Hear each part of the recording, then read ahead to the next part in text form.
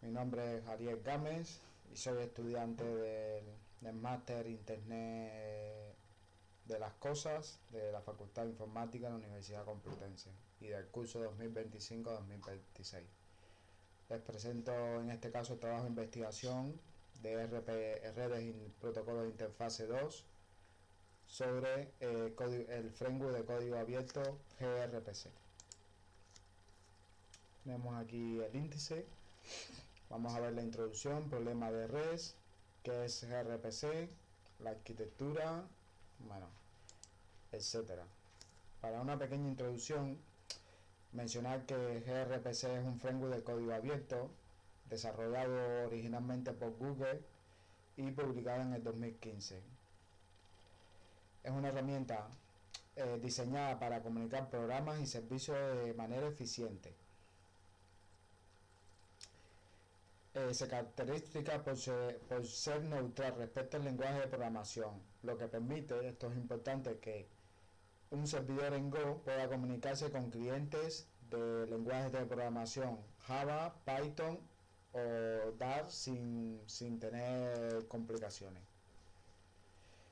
Para empezar a hablar, conocemos REST, que es el sistema que se utiliza para programar de manera distribuida y como base utiliza el JSON. También vimos en la clase práctica de la asignatura una clase práctica que teníamos que crear un servidor en un IoT REST y a través de él se solicitan recursos mediante get, post, etcétera, y resuelve los recursos. Mencionar que el tamaño es para IoT es grande porque está en archivos JSON, tiene un exceso de cabecera y esto nos va a limitar. Por ejemplo, Red se puede ver como un envío de correo de España, ¿no? De una carta, y tiene todo lo que tiene que tener, ¿no? Sellos, etcétera. Se puede hacer una analogía y tiene bastante sobrecarga para poder trabajar con las placas de prototipado. Un pequeño esquema de lo que haya de cómo trabaja REST, o sea que se hace la solicitud, ¿no? Cliente, factura, depende del recurso que se solicite y se resuelve en JSON, o sea, un formato bastante legible para los humanos, pero a la vez bastante costoso para el IoT. Lo que estábamos hablando, ¿no? Que se hace como un cuello de botella, o sea, el mensaje es extremadamente grande, tiene un exceso de cabecera de HTTP y a la vez en redes lentas como las de IoT crea un cuello de botella.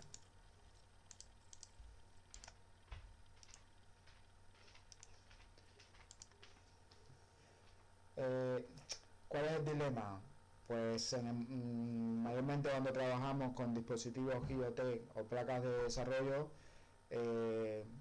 los problemas son el tráfico en la red, la carga de la CPU en pequeños dispositivos que mayoritariamente tienen que estar dormidos y la latencia, que es crítica. Pues entonces llegamos al caso para solucionar esto, el RPC, que es el Remote Procedure Call o llamadas de procedimiento remoto, que consiste en ejecutar una función en un proceso de una compilación, de una ejecución de un programa desde un servidor remoto externo, como si fuera una función local, o sea, en el propio código.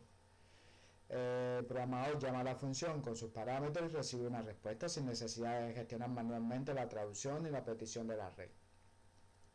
Realmente se puede diferenciar con REST, porque REST lo que hace es dar recursos, ¿no? Es como si fuera en función de una base de datos que tú le pides un cliente y él te da una lista de los JSON con los clientes, ¿no? En este caso, RPC es lo que va a hacer es valga la redundancia, recursos, ¿no? Son funciones que vamos a llamar o procedimientos. Es un nuevo enfoque, es de código abierto, como veíamos anteriormente, y tiene rendimiento, es multiplataforma y de código abierto. Se puede ver en el pequeño diagrama que tenemos al lado, un pequeño funcionamiento. Está centrado en acciones, o sea, en las funciones. Trabaja con un tipo de archivo que se le llama contrato, que son estrictos, y a diferencia de JSON, lo veremos más adelante, es más fácil de enviar, ¿no? Porque no es tan pesado. Como vemos aquí abajo, usa un formato binario, rápido y eficiente, y en contra que la depuración es más compleja. Volviendo a la esencia, un ejemplo sencillo es: le ejecutamos una función en un servidor externo como si fuera local en nuestro propio código, ¿no? Como se muestra en el diagrama. Estamos en el código del cliente, llamamos getUser, y él, a través de gRPC, codifica, envía, hace la solicitud al servidor, y el servidor devuelve la función ejecutada al código que se sigue ejecutando en el cliente. ¿Qué arquitectura tiene RPC? Pues tiene contrato de interfaz, un archivo neutro, el compilador transforma el archivo de la interfaz en código específico para cada lenguaje, y el runtime, que es una biblioteca que se encarga de la codificación y de descodificación de los mensajes. Aquí lo vemos, o sea, más o menos como se está explicando. Trabaja sobre HTTP2 y utiliza protobuf, que es el lenguaje utilizado en los archivos .proto para definir la interfaz, método y tipo de datos. El formato es binario. O sea, aquí podemos ver ventajas, ¿no? Es multiplexación, múltiples estrellas en una única conexión TCP, o sea, es como la WebSocket, ¿no? Que puede ejecutar varias llamadas a funciones. Es un protocolo binario y comprensión de cabecera. Vale, podemos ver que, por ejemplo, un pequeño ejemplo de un mensaje JSON, que a lo mejor es el mismo, que puede ocupar 54 bytes, y en el caso de Profut lleva 17 bytes, casi 2 veces la mitad o menos de la mitad. Menos bytes, menos velocidad. Tipos de llamadas en RPC que podemos encontrar en las placas de prototipado ESP32, que de forma profesional, en el contexto de un microcontrolador, la gestión de memoria y la persistencia de la conexión varían significativamente entre ellos. El sistema permite modelar diversos servicios y donde se envían parámetros y se obtienen retornos específicos. Bien, los 4 tipos de llamadas RPC: uno es unario, o sea, una petición, una respuesta; un streaming de servidor, es decir, que haces una petición y el servidor te envía string de respuesta, se utiliza para una actualización de firmware o datos a trozo. El otro tipo de llamada es string del cliente, o sea, es el cliente en este caso que hace el string de varias peticiones y el servidor le envía una respuesta. Por ejemplo, un nodo IoT envía un flujo continuo de mediciones, el servidor confirma al final. Y el último tipo de llamada es streaming bidireccional, ¿no? Que el cliente hace un streaming bidireccional y, o sea, es como el chat de voz o control industrial. ¿Cómo se definen los archivos que se utilizan o el archivo binario? El .protop.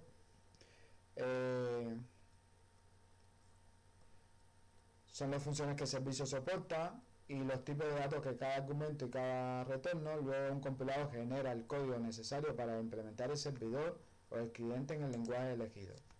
Aquí tenemos un pequeño fragmento, ¿no? de cómo se define el conjunto de métodos del servicio. Lo vemos aquí, petición de respuesta simple. Declara una función RPC. La vemos aquí que se puede ver que también cómo se declara el RPC en el servidor y el tipo de mensaje que se envía.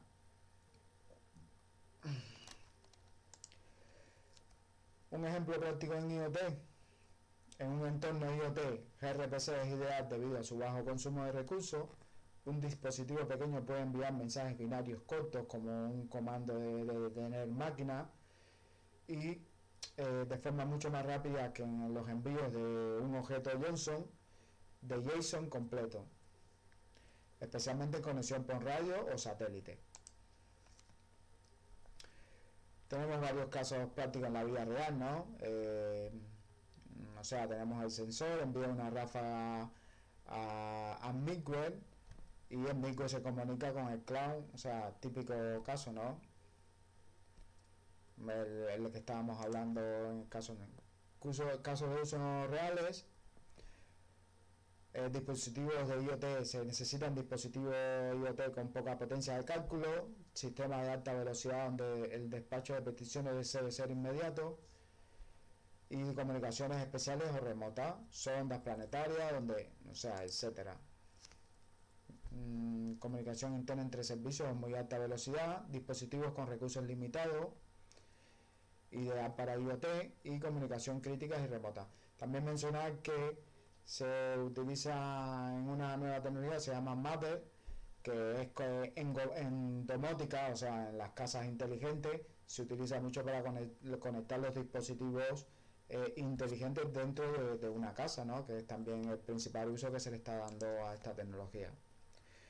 Podemos hacer una pequeña comparativa, ya que hemos venido viendo qué cosas REST, MQTT, que lo hemos visto en la práctica final también y en el curso. Vamos a hacer una pequeña comparativa de estas tres tecnologías y en primera instancia podemos ver que, o sea, gRPC se utiliza para procedimientos, ¿no? Resuelve funciones o procedimientos. REST es basado en recursos, es verboso, y MQTT se utiliza es un publicador suscriptor. El formato en el caso de gRPC es un binario profug y REST es un texto JSON y MQTT utiliza también un binario. El transporte lo hace gRPC a través de HTTP2, REST lo hace a través de tanto del 2 como del 1 y MQTT lo hace a través de la capa de transporte. Caso de uso ideal, pues el gRPC es una comunicación interna entre microservicios, IoT de alto rendimiento, REST es API pública y para páginas web, aplicaciones web, MQTT mensajería IoT, notificaciones, facilidad de depuración. Bueno, en este caso gRPC requiere herramientas específicas para poder depurar, es más complejo. REST también presenta alta porque necesita un navegador, necesita CURL, y MQTT es moderada. Bueno, al final ocupa ventajas y limitaciones. Pero antes de pasar a ventajas y limitaciones, vamos a ver una demo de cómo estos tres servicios y vamos a comparar la velocidad que tiene cada uno de ellos. En este caso empezamos por RESTful. Como podemos ver, tenemos un servidor que va a ejecutar un pequeño servidor, ¿no? Para recibir la llamada. Vamos a utilizar Flash, o sea, varias librerías entre Flash, Request, Xenophy, y pasamos inmediatamente a ejecutarla. Vamos a ver y nos dirá qué tiempo se demora el cliente en descargar el recurso de este pequeño servidor.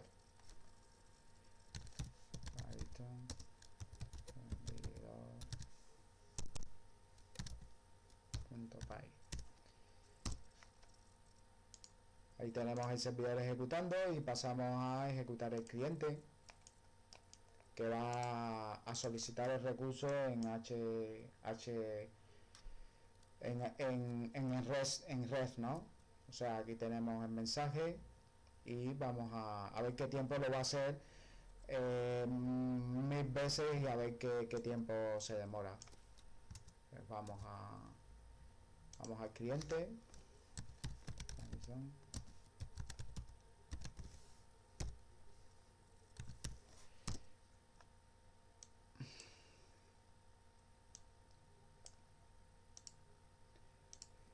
Y lo que podemos ver que para esa solicitud se ha demorado cerca de 6 segundos, casi 7 segundos.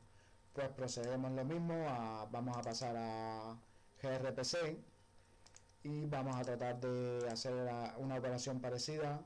Aquí los pasos. Vale, vamos a abrir la consola, y para esto vamos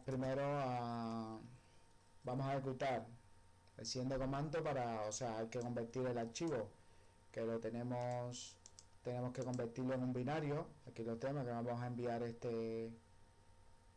la estructura que vamos a enviar y la función. Vamos a correr el comando, aunque creo que en su momento ya lo he... Vale, perfecto. Y ahora pasamos a ejecutar el servidor. Podemos echar un vistazo al servidor de gRPC para ver las librerías. Aquí ve cómo utiliza las librerías gRPC, ¿no? Y también la telemetría, o sea, y nada, ejecuta el servidor. Vamos allá. Python.servidor.py. Está el servidor esperando por el puerto 50.051, y pasamos a ejecutar el cliente.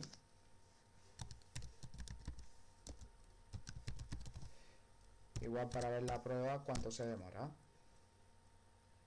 Hace 10.000 peticiones en este caso.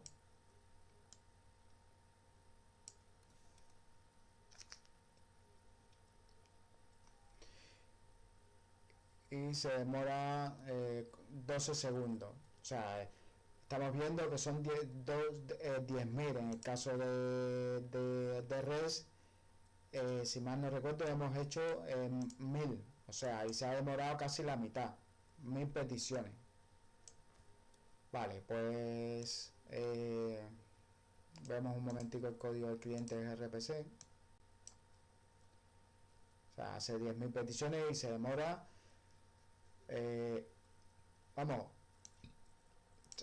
en eficiencia es mucho menos, se demora que REST.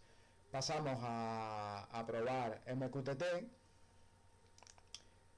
Igual abrimos, o sea, podemos revisar un momento. Es un broker, abrirá un pequeño broker, que será lo que hará este pequeño código, y luego consumiremos, o sea, publicaremos nos suscribiremos y el servidor nos hará las publicaciones pertinentes. Bien, Python.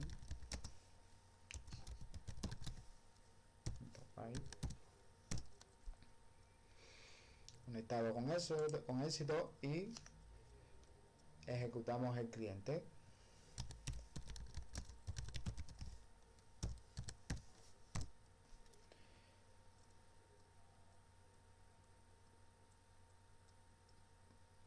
Vale, tiempo enviado.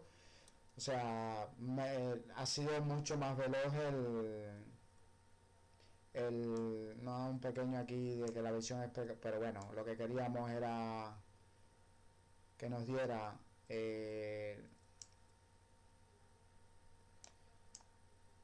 ¿dónde está? Lo teníamos aquí. O sea, vamos a ver si se me ha ido, a ver. Vale, el tiempo de envío, vamos, menos que de un segundo. Lo que ha hecho MQTT, que ha sido, por supuesto, mucho más rápido. Podemos sacar como conclusión en esta demostración de esta demo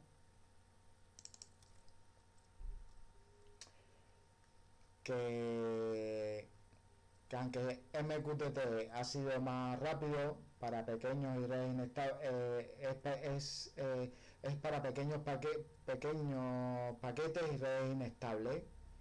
O sea, gRPC es más rápido para carga de datos complejos y comunicación entre servicios gracias a los archivos Profug y a la utilización de la HTTP2.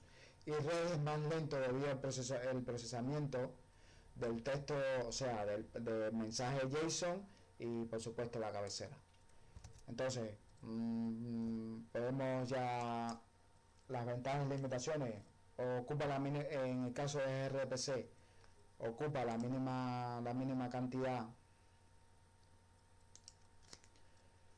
de información posible, es ideal para redes lentas y alta velocidad en los servidores. Limitaciones: la depuración del archivo es más difícil, o sea, más compleja, es un formato binario y no se pueden inspeccionar las peticiones simplemente abriéndolas en un navegador o mirando. La balanza, bueno, rendimiento excepcional, ya hemos visto, contratos estrictos, streaming nativo, generación de código. ¿Cuáles son sus limitaciones? Pues depuración compleja, soporte limitado en navegadores y curva de aprendizaje también es elevada. Conclusiones: no existe una solución única, la elección correcta depende del contexto donde fuéramos a trabajar. Y hasta aquí hoy concluida este trabajo de investigación y muchas gracias por ver el vídeo.